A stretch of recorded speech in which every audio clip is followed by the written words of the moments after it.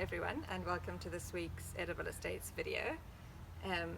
The last couple of weeks we've had a lot of growth here, and with a bit of sun in the last few days it's really helped to bring on the fruit and the vegetables.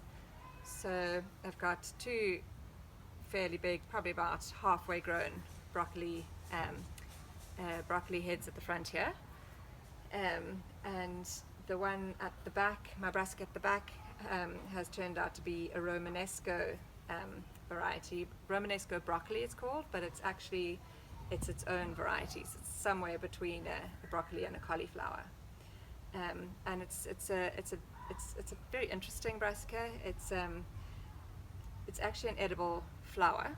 So the head that we're looking at here is actually the flower, and it has two quite distinct patterns that happen in it. The first is, if you look at the head of it, it's got quite distinct florets that come up into points, and each of those, if you zoom in closer and closer, you'll see on each of those the pattern repeats itself, going smaller and smaller, and that's called a fractal pattern. And then it also, if you follow the curve starting from the central floret around through the middle of each of the smaller florets, it follows a very specific spiral ratio that's called either Fibonacci's spiral, which comes from Italy, or else the golden ratio. And it's a fairly common ratio in nature. You see it in things like spiraled seashells, in sunflowers, in pine cones and pineapples. So it's a very interesting head of broccoli, and I'm very happy to have it in my box. It's the leaves of it have had quite a lot of damage, which is okay as long as it's the leaves that are being damaged and not the head of the broccoli. It's had one big munch out of it, but so far mainly the damage has been on the leaves, which is slugs. And I did find a couple of earwigs in there last week, so I hadn't realized that earwigs can do so much damage, but they actually can. So if you see any earwigs around your plants, just remove them without getting stung, because apparently the sting of an earwig is very, very sore as well. So that's the brassicas. My cabbage at the back here is starting to turn into its cabbage head. It's also been a bit munched, but once the leaves in the center close round tightly, it will protect the center of it, and the outer leaves, again, it doesn't matter if they get eaten because we won't be eating them. We've had a cabbage white butterfly that's been fluttering around today. She's looking to lay her eggs somewhere, and they will then hatch into little caterpillars.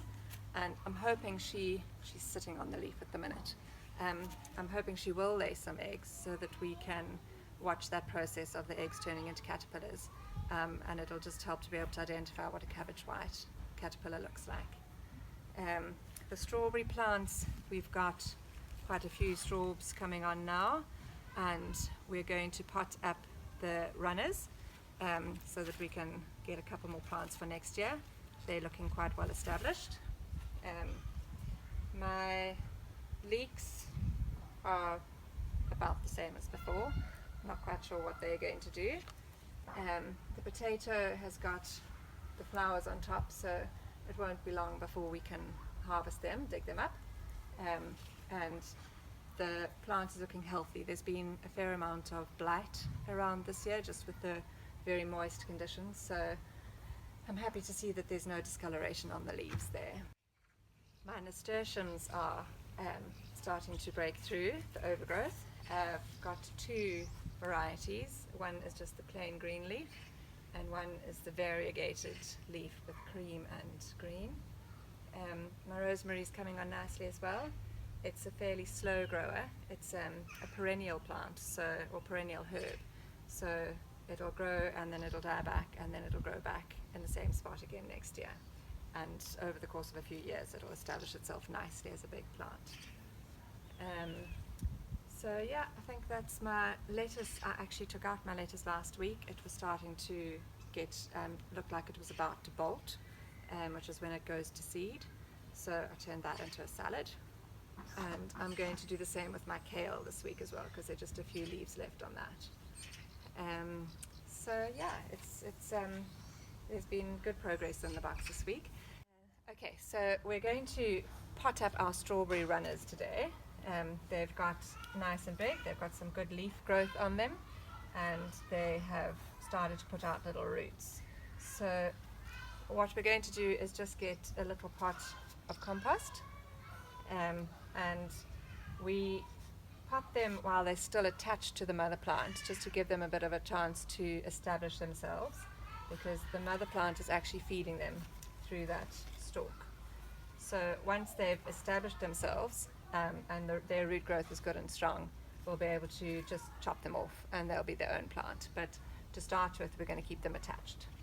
So all you do is just take the little section that's growing roots, dig a little hole in your compost, put it in, and just push the compost around it, and then take a little stone just to hold it down, and just put that gently on the inside like that.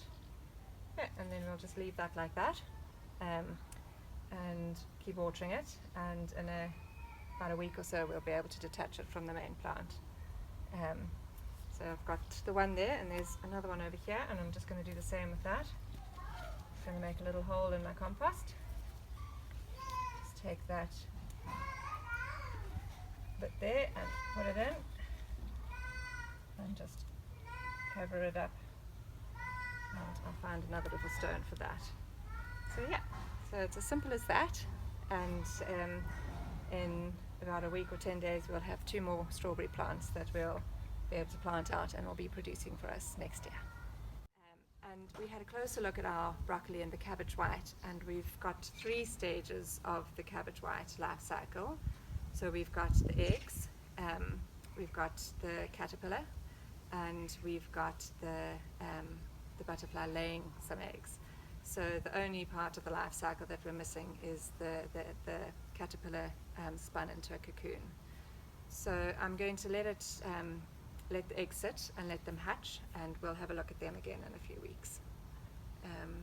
So yeah, thanks for joining us, and I hope you're having as much fun with your box as it starts to produce as I am.